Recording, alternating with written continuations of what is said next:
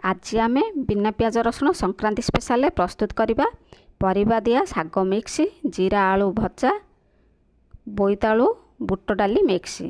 तो चलतु आम प्रस्तुत आरंभ करवा। से आवश्यक सामग्री प्रथम आम साग प्रस्तुत पर सामग्री नेबा। मुझे साग गोटाए बिड़ा नहीं किछि बैगण छोट छोट करी काटी पानी रे दे देछि से काले कला पड़ जिवो बोली। किछि देसी आलू छोट छोट करी काटी नहीं बोईतालु छोट करी काटी नहीं कंचा लंका जीरा लगे रखी। फुटण पे सोरिष अध चामच जीरा अध चामच बिरी डाली अध चामच किछि सुखिला लंका आवश्यक अनुसार घी लुण। साग को मुझे बर्तमान भल भाव धोई सफा कर रखी। आपको चूना चूना कर काटी नेबा। बर्तमान गैस ऑन कर गोटे पात्र में पानी बसैबा। पानी गरम होगा पर से देसी आलू छोट छोट कर काटी रखिथिबा ताकू दे देबा। देसी आलूटी सिझा को आमर टिके टाइम लगे तेणु आग देसी आलू दे देबा। बर्तमान आमर देसी आलू अधा सिझीगला से आमर काटी रखिथिबा बोईतालू कंचा लंका दे देबा। कंचा लंकाटी एथिरे देले भल फ्लेवर आसे। बर्तमान दे देबा बैगण आवश्यक अनुसार लुण दे ताकू भल भाव में मिसई नेबा। भल भाव में मिसई सारिबा परे आमर चूना चूना करी काटी रखिथिबा साग दे देबा। साग दे सारिबा परे ताकू पुणी भल भाव में मिसई नेबा। भल भाव में मिसई सारिबा परे ढांकुणी दे ताकू किछि समय सिझिबा को छाड़िबा। मझिरे मझिरे चेक करुथिबा आमर साग सिझिलानी कि नाही। परिबा आउ साग टिके भल भाव में सिझिबा दरकार। ये बर्तमान आमर साग आ परिबा नरम होइलानी ताकू ओल्हेई नेबा। फुटण देबा पई आ गोटे पात्र बसैबा। सेथिरे घी गोटे चामच देबा। आपण चाहिले तेल भी दे पारिबे किंतु घीओटी देले भल फ्लेवर आसे।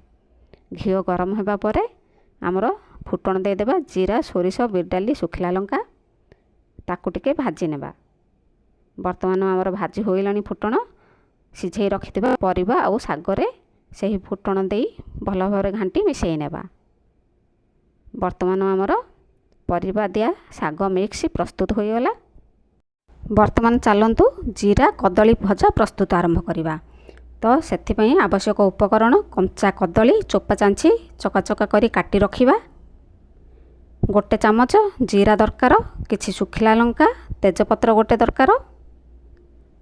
आमर भाजी रखिथिबा जीरा सुखिला लंका ताऊ गुंड करी गोटे चामच नेबा। आवश्यक अनुसार सोरिष तेल लुण हलदी। बर्तमान गैस ऑन करी गोटे पात्र रे पानी दे बसैबा। एठी देखंतु आमर कदली चोपा चांची चका चका करी काटी पानी रे दे देछि से काले कला पड़ जिवो बोली। एपटे आमर पानी गरम होइलानी काटी रखिथिबा कदली सेथिरे दे देबा। आवश्यक अनुसार लुण हलदी दे ताकू टिके मिसई नेबा।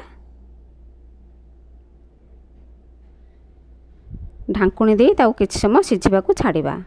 बर्तमान चेक करवा आमर कदली सिझिलानी कि नाही।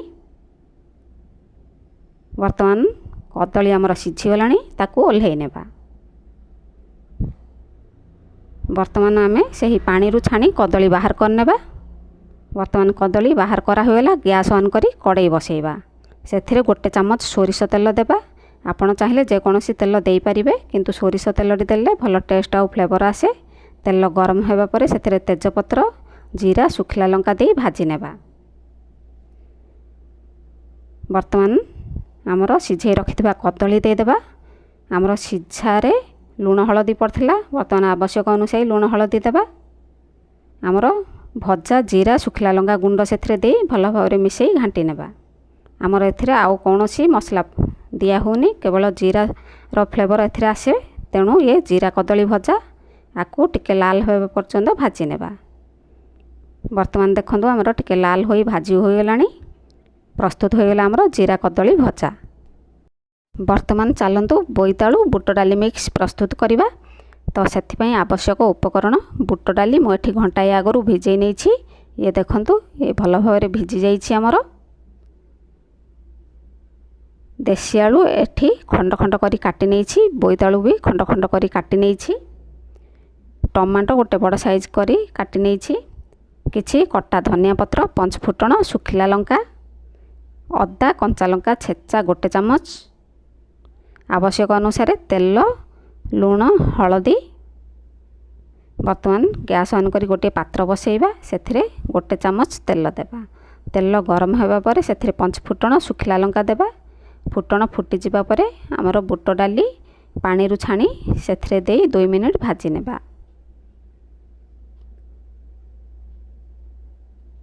ବର୍ତ୍ତମାନ ଆମର ବୁଟ ଡାଲି 2 ମିନିଟ୍ ଭଜା ହୋଇଗଲାଣି। ସେ କଲର୍ ଚେଞ୍ଜ ହୋଇଗଲାଣି ଦେଖନ୍ତୁ। ବର୍ତ୍ତମାନ ଆମେ ପାଣି ଗରମ କରି ରଖିଥିବା ସେଥିରେ ଦେଇଦେବା। ଆବଶ୍ୟକ ଅନୁସାରେ ଲୁଣ ହଳଦୀ ଦେବା। ଲୁଣ ହଳଦୀ ଦେଇ ସାରିବା ପରେ ଭଲ ଭାବରେ ମିଶାଇ ନେବା। ଭଲ ଭାବରେ ମିଶାଇ ସାରି ଢାଙ୍କୁଣି ଦେଇଦେବା। ତାକୁ କିଛି ସମୟ ସିଝିବାକୁ ଛାଡ଼ିବା। ବର୍ତ୍ତମାନ ଦେଇଦେବା ଆମର କାଟି ରଖିଥିବା ଦେଶୀ ଆଳୁ, ଟମାଟୋ। ପୁଣି ଢାଙ୍କୁଣି ଦେଇ ତାକୁ କିଛି ସମୟ ସିଝିବାକୁ ଛାଡ଼ିବା। ବର୍ତ୍ତମାନ ଚେକ୍ କରିବା ଆମର ବୁଟ ଡାଲି ଆଳୁ ସିଝିଲାଣି କି ନାହିଁ। ବର୍ତ୍ତମାନ ଆମର ସିଝିଗଲାଣି। ବୋଇତାଳୁ କାଟି ରଖିଥିବା ତାକୁ ଦେଇଦେବା। ଦେଇ ଭଲ ଭାବରେ ମିଶାଇ ନେବା। ଢାଙ୍କୁଣି ଦେଇ ତାକୁ ପୁଣି ସିଝିବାକୁ ଛାଡ଼ିବା। ବର୍ତ୍ତମାନ ଆମେ ଚେକ୍ କରିବା ପରିବା ବୁଟ ଡାଲି ସବୁ ସିଝିଲାଣି କି ନାହିଁ। ବର୍ତ୍ତମାନ ଦେଇଦେବା ଆମର କଞ୍ଚା ଲଙ୍କା ଅଦା ଛେଚି ରଖିଥିବା ତାକୁ ଦେଇ ପୁଣି ଭଲ ଭାବରେ ମିଶାଇ ଘାଣ୍ଟି ନେଇ ଆଉ 2 ମିନିଟ୍ ଫୁଟିବାକୁ ଛାଡ଼ିବା। ବର୍ତ୍ତମାନ ଆମର ଭଲ ଭାବରେ ଫୁଟିଗଲାଣି। କଟା ଧନିଆ ପତ୍ର ଦେଇଦେବା। କଟା ଧନିଆ ପତ୍ର ଦେଇ ତାକୁ ଟିକେ ପୁଣି ଭଲ ଭାବରେ ମିଶାଇ ନେବା। ବର୍ତ୍ତମାନ ଆମର ପ୍ରସ୍ତୁତ ହୋଇଗଲା। ତାକୁ ଓହ୍ଲାଇ ନେବା।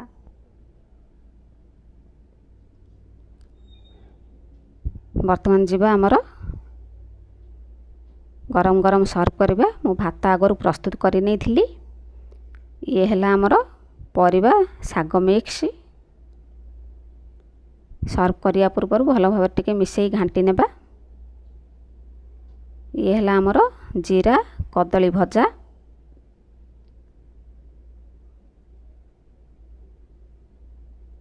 ଇଏ ହେଲା ଆମର ବୋଇତାଳୁ ବୁଟ ଡାଲି ମିକ୍ସ।